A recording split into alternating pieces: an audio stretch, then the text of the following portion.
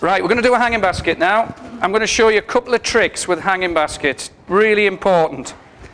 First of all, there are more back injuries caused by people planting hanging baskets because they stoop down and try and plant it. Get a bucket and pop your hanging basket into the bucket, and what it does is it supports the hanging basket and it's right at my hip level, so I'm not stooping.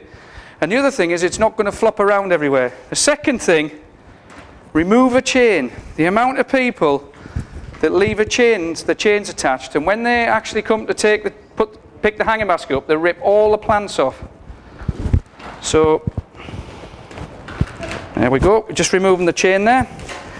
Now this hanging basket I'm using, it's a woven hanging basket, so you don't have to get any moss and take moss obviously from peat bogs. It's a woven hanging basket, it's lined with plastic. You do not have to poke holes in the side of hanging baskets to get plants to trail. The trick with a hanging basket is to buy the plants that do the work for you and do all the cascading and trailing, and in a couple of weeks time this whole thing will be you won't be able to see the hanging basket. All you'll be able to see is plants and colour, and that's what we want. Different type of compost in here. I've actually used a compost with a swell gel in. It's a moisture control. What it is when you water it, there's a little crystal in there and it expands into a gel, and that will actually hold 80% more water than normal composts, and it's a moisture control compost, so it's perfect. I'm going to put in the centre an Impatiens New Guinea. We'll do that trick with the ivy. I'm going to put in a lovely Impatiens New Guinea in the centre. Fantastic plant, absolutely stunning, great in any sunny border.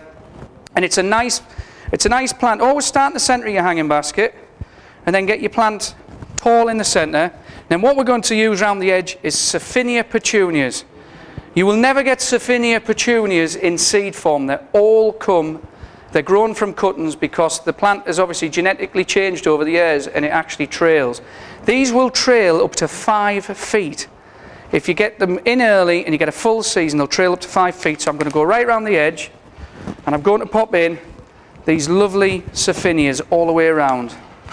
And what I'm doing is, when I'm putting them in, look, put them slightly on the edge, on this side. And the reason is, you're already sending them in the right direction. They're going down already, instead of going up and then a few weeks later they'll cascade over. So give them a chance, put them on their sides, send them down there, and that will get them going.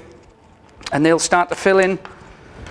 And I'm going to show you a trick that will be the envy of everybody. Your neighbours will be envious when I show you this trick. So, is there some more Sophinias in there? No, there's some more Sophinias in there. I'm just going to actually fill this totally with Sophinias, this basket. I don't want a huge mix in there. Obviously, there's lots of things you can plant in hanging baskets. And while we're on, you do realise there are cascading tomato plants that you can put in there called Tumbling Tom. So if you wanted to grow tomatoes outside your back door, you can put tomatoes in a hanging basket. You can grow herbs in there. So don't be shy, you can grow anything you want. You can do strawberries in a hanging basket. Absolutely, really important. So if you want fruit just at your back door, and the thing about hanging baskets, the slugs can't get to them. The birds find it more difficult because they don't like coming and having a go right outside your back door. And if you put lovely herbs in, when you go out, if you brush against it, you've got mint and lavender in there. What a lovely smell as you walk. When the wind catches and it moves around, you've got a lovely scent outside the back door. Right, this is my little trick I'm going to show you. I just need a hand over here. So what we're going to do, if you can just hold that for me. We're going to put ivy, and we're going to plant an ivy at the edge of each chain. And the reason is, your neighbours are going to think your hanging basket is supported by ivy. I'm just weaving the ivy round, and this is a fabulous little trick, this, and I can tell you now, it's mine. Nobody else has done this. So when you actually see it, when I'm on telly, you can say, exactly. I might even let him have my autograph.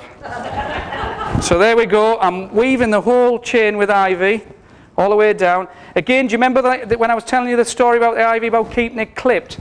It is important you do keep it clipped. You don't want it to get really invasive and take over the whole hanging basket. You want it nice and tight against the chain. And again, just weave it up.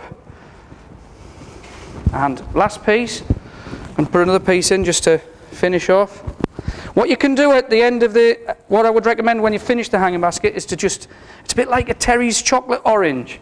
You tap it, well you don't unwrap it, you just add a bit more compost. So you do need to tap it, and it's important that you do that, and it's just to settle the compost. And if you can take that bucket away, Maz, and there's an absolutely stunning hanging basket, absolutely perfect. And what I was saying is, tap it, compost will settle down, and then back comes my bucket, as if by magic.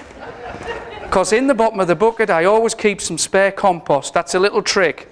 So what you can do is, just go around the basket, just balance it on the edge, and then just top up where you've been planting, and your basket is all ready to go.